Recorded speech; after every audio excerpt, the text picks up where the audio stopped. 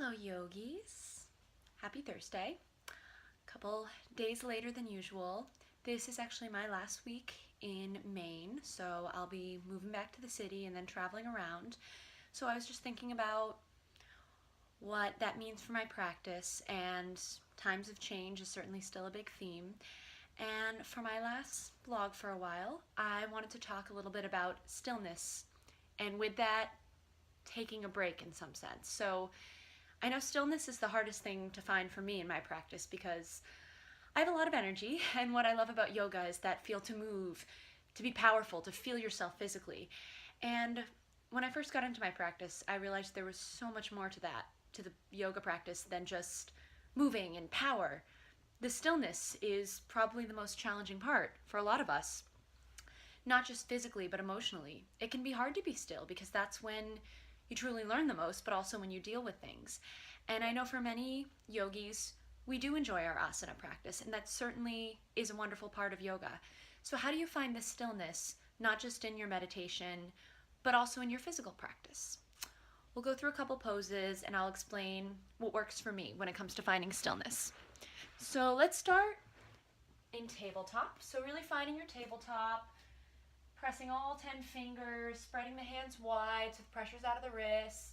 Nice neutral spine, letting that neck go. Hips over the knees, shoulders over the wrists. Relax the toes, relax the hands.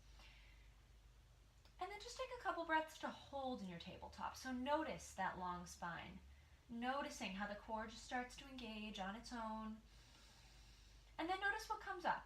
Does your neck start to think, oh my goodness, I want to go back to my stiff habits? Do your toes start to clench? Do your wrists want to tighten up again? But notice. Just breathe through it. Breathe through it. Exhaling. Staying in the pose.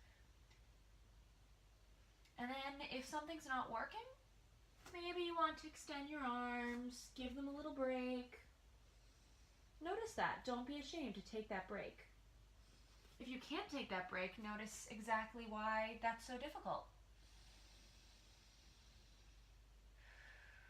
And then you're going to stretch your arms out a little further and tuck the toes, coming back into downward facing dog.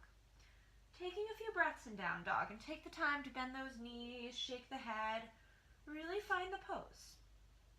And then notice if your tendency is to want to hop right forward and pop into your sun salutation.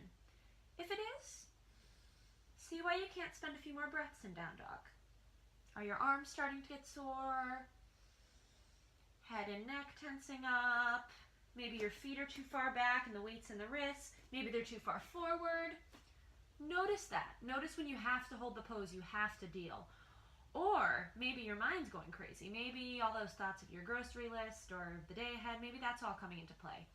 So notice that. Notice those thoughts. Why are they so hard? And just stay in the pose. Breathe through it. Breathe through the physical feelings. If there's pain, stop it right away. But if you can breathe through it, breathe through, and breathe through your thoughts. And then if you notice continually that your arms are sore, maybe it's time to lower. Just come onto your elbows. Or maybe drop your knees.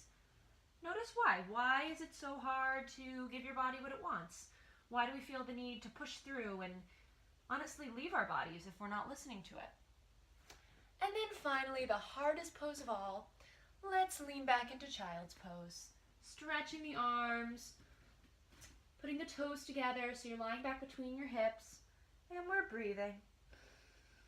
Inhaling, exhaling, breathing deep, lengthening that spine, stretching the arms, and just breathing. And notice here, of course, your thoughts will start to come up. You'll start thinking about your body, how it's sore, how it's not doing what you want it to, or all those thoughts of your day, the things you have to do, that thing that was bothering you, that thing that happened on the way to practice. Just notice all that. And take 5 more deep breaths here.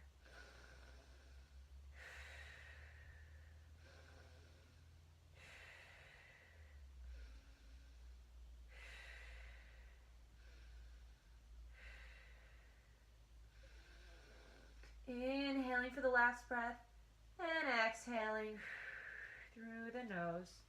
And make your way back up to tabletop. So notice that it's actually more difficult to hold a pose than it is to flow through it. Physically, of course, that's when the muscles start to work. So that is actually when your practice deepens. But also mentally, that's when you learn the most about your body. You'll learn, oh, I need a modification here, or maybe I can go a little further. So really challenging yourself to find the stillness in your own practice. And with that stillness, the concept of taking a break, because sometimes a break is what we need the most. One of my teachers used to say, child's pose is the hardest pose. I agree sometimes. It's hard to be still, hard to calm the mind, hard to slow down the body. And I think it's very true. Taking a break for your body and listening to your body, that's the real practice. Listening. So as you go forth with your practice, really challenge yourself to listen to your body, and taking a break is sometimes the hardest thing we can do. Until next time, yogis, have a wonderful day. Namaste.